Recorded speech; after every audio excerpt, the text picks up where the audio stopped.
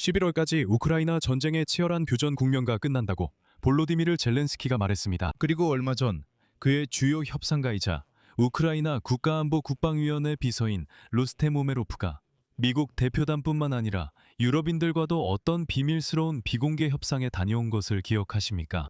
오늘 미국과 우크라이나 간의 비공식 협상에 대한 뒷이야기가 나왔는데 이것이 바로 볼로디미르 젤렌스키가 11월까지 우크라이나에서 전쟁의 격렬한 단계가 끝날 것이라고 발표하게 만든 계기가 되었습니다. 젤렌스키는 전날 러시아가 지난해 말부터 우크라이나 전장에서 주도권을 잃고 있다고 밝혔으며 이것이 전쟁 종식의 가능성을 앞당기고 있다고 말했습니다. 바로 이런 상황에서 젤렌스키는 겨울까지 전선에 관한 중요한 결정이 내려질 것이라고 발표했습니다.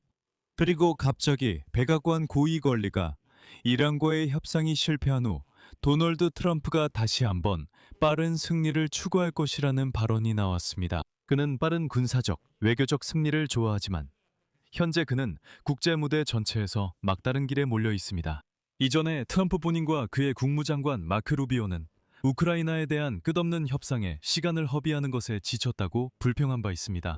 러시아인들 또한 스티븐 비트코프가 모스크바를 계속 방문하지만 아무런 성과도 없는 것에 지쳤다고 밝혔습니다. 하지만 이제 이란에서의 실패를 배경으로 트럼프는 11월 의회 선거를 앞두고 어떤 식으로든 승리가 절실히 필요해졌습니다. 그래서 전문가들은 지금 도널드 트럼프가 다시 우크라이나에 집중하고 있다고 지적합니다.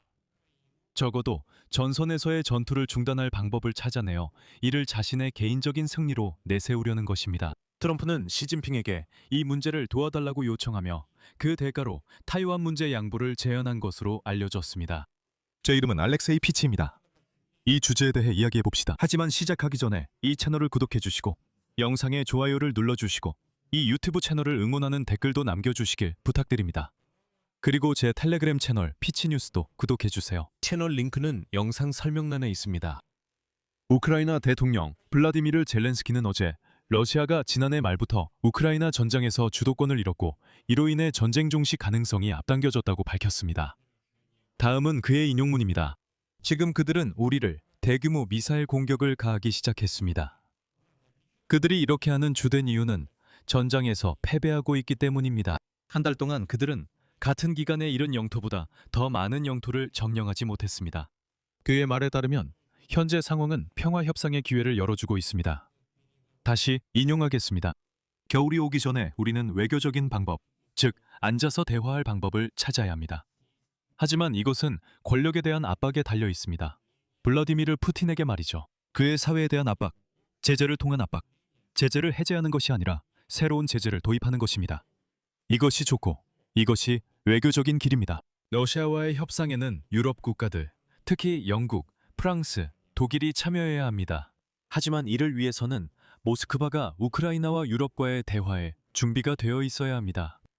그리고 디 이코노미스트에 따르면 우크라이나 정부 소식통들은 젤렌스키가 앞으로 2-3년 더 전투를 준비하라고 지시했다고 전했습니다. 그들의 말에 따르면 연초에 키이우에서는 미국의 중재로 협상이 일시적인 합의로 이어질 수 있다고 기대했다고 합니다. 동시에 키이우는 상호 군대 철수라는 조건 하에 돈바스에서의 군대 철수를 논의할 준비가 되어 있었다고 합니다. 반면 크렘린은 우크라이나군의 일방적인 철수를 요구했고 다른 나라 군대의 주둔을 포함하는 우크라이나에 대한 안전보장을 받아들이기를 거부했습니다. 5월 22일 미국은 협상 과정에서의 참여 중단을 발표했습니다. 하지만 이면엔 또 다른 면이 있습니다. 블라디미르 푸틴은 오히려 지난 한 달 동안 2번이나 전투가 곧 끝날 것이라고 밝혔으며 이는 러시아군이 전선에서 진격하고 있기 때문이라고 설명했습니다. 동시에 그는 우크라이나 문제에 대해 미국과의 접촉은 계속되고 있지만 본격적인 협상은 이루어지지 않고 있다고 언급했습니다.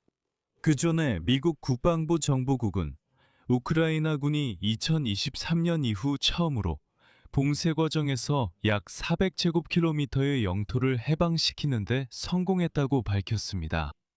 하지만 블라디미르 푸틴의 입장에 관해서라면 그 입장이 그런 데는 다 이유가 있습니다. 본질은 2023년 우크라이나의 반격이 실패한 이후 러시아의 전면 침공이 여름과 겨울 공세라는 예측 가능한 리듬에 들어섰다는 점입니다.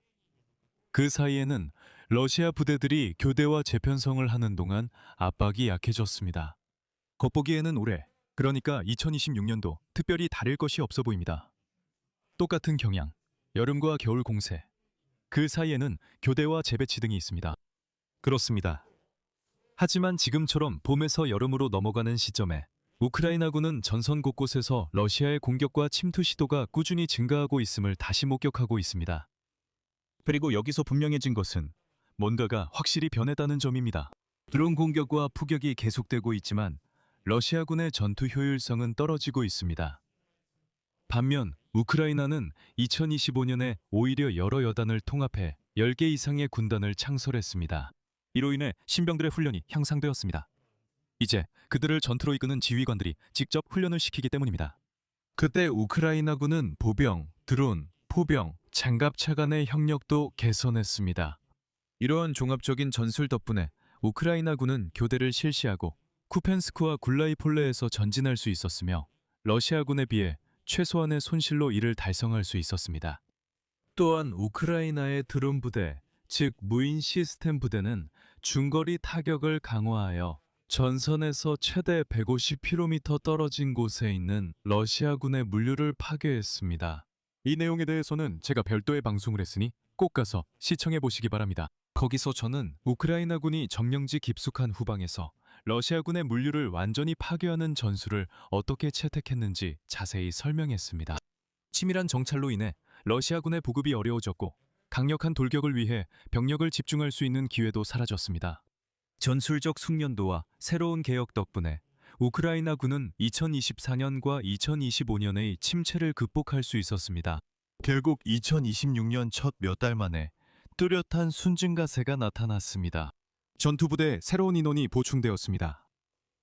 우크라이나 군과 달리 러시아군은 오히려 여러 가지 요인으로 인해 전장에서 효율성을 잃기 시작했습니다. 2024년과 2025년에 러시아의 우위는 막대한 예비병력과 화력에 의해 유지되었습니다. 하지만 이러한 지역 공격 전술로 인해 2025년 내내 매달 약 2만 3천 명의 군인이 손실되었습니다. 2026년에는 이 숫자가 3만 명 이상으로 증가했습니다. 결국 러시아는 처음으로 계약으로 모집할 수 있는 병력보다 더 많은 군인을 잃게 되었습니다. 게다가 예전에는 포병과 폭탄이 보병의 부족한 훈련을 보완해줬지만 이제 상황이 달라졌습니다. 전장은 약 30km 너비의 전력 이동지대로 변했습니다. 여기가 군인들이 킬존이라 부르는 곳입니다. 러시아 계획자들의 지도는 이런 현실을 제대로 반영하지 못해서 참모부의 명령이 실제와 어긋나고 타격의 조율도 점점 비효율적으로 변하고 있습니다. 이런 상황에서 모든 시선이 다시 미국으로 쏠렸습니다. 뉴욕타임스는 도널드 트럼프가 우크라이나 관련 협상에 매우 지쳤다고 보도했습니다. 왜냐하면 그 협상들이 그에게 빠른 승리를 가져다 주지 못했기 때문입니다. 러시아인들 역시 자신들도 지쳤다고 밝혔습니다. 스티브 비트코와 제러드 쿠슈너가 주기적으로 모스크바를 방문하는 것에 대해서 말이죠. 러시아는 수많은 실무 그룹과 정기적인 회의가 있는 안정적인 외교 과정을 원합니다. 게다가 모스크바는 워싱턴이 자국의 대사를 파견하길 원하고 이런 실무 그룹에서 몇 달이고 계속 말로 시간을 끌면서 협상을 이어가길 바라고 있습니다. 하지만 여기서 뜻밖에도 우크라이나를 도울 수 있는 것은 도널드 트럼프가 이란과의 전쟁에서 맞이한 교착 상태일 수 있습니다. 사실 전날 여러분도 아시다시피 이란은 미국과의 협상에서 완전히 철수한다고 발표했습니다. 하지만 미국과 이란이 호르무즈 해협 개방에 합의한다고 해도 이란은 전쟁 시작 전과 마찬가지로 핵과 미사일 프로그램은 전쟁 전 수준으로 그대로 유지할 것입니다. 이란은 도널드 트럼프가 대규모 군사 행동을 재개하기를 원치 않는다는 점을 잘 알고 있기 때문에 이전 행정부들처럼 협상을 몇 달, 심지어 몇 년까지도 끌 수 있습니다. 이란은 이런 협상에 능숙하기 때문에 가까운 시일 내에 평화협정이 체결될 가능성은 없습니다. 게다가 도널드 트럼프의 문제 중에는 가자 지구도 포함되어 있습니다.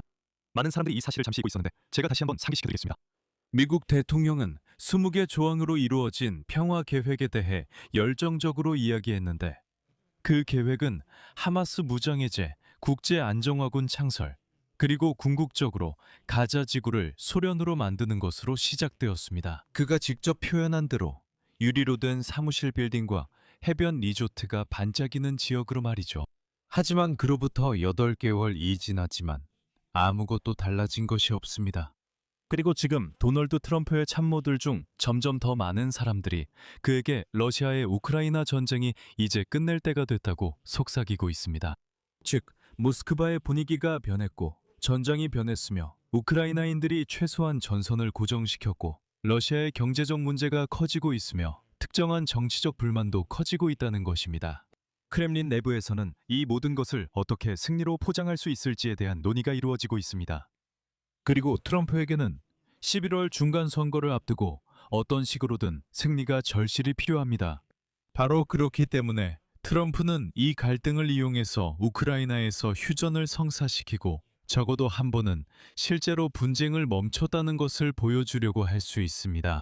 그리고 선거를 앞두고 보세요. 모든 것이 진행 중입니다. 라고 말할 수 있습니다. 이란과 가자 지구도 진행 중입니다. 나는 우크라이나 문제를 해결하겠다고 했고 해결했습니다. 그리고 바로 이런 논리가 지금 블라디미르 젤렌스키를 11월까지 이 전쟁의 격렬한 국면을 끝내는데 합의할 수 있는 기회가 있다고 발표하게 만드는 것입니다. 여기서 말을 줄이겠습니다. 여러분의 의견과 결론을 이 영상 아래 댓글로 남겨주세요. 채널 구독과 알림 설정, 그리고 좋아요도 잊지 마세요. 이 유튜브 채널의 활동을 지원하고 싶으시다면 이 영상 설명에 있는 링크와 계좌 정보를 통해 언제든지 후원하실 수 있습니다. 또한 우크라이나어로만 진행되는 유튜브 채널도 구독해주세요. 이 채널은 알렉세이 패치의 새 채널입니다. 우크라이나어로 뉴스를 받고 싶으시다면 설명란의 링크를 참고해주세요. 꼭 구독해주세요. 오늘은 여기까지입니다. 건강 조심하세요. 모두 안녕히 계세요.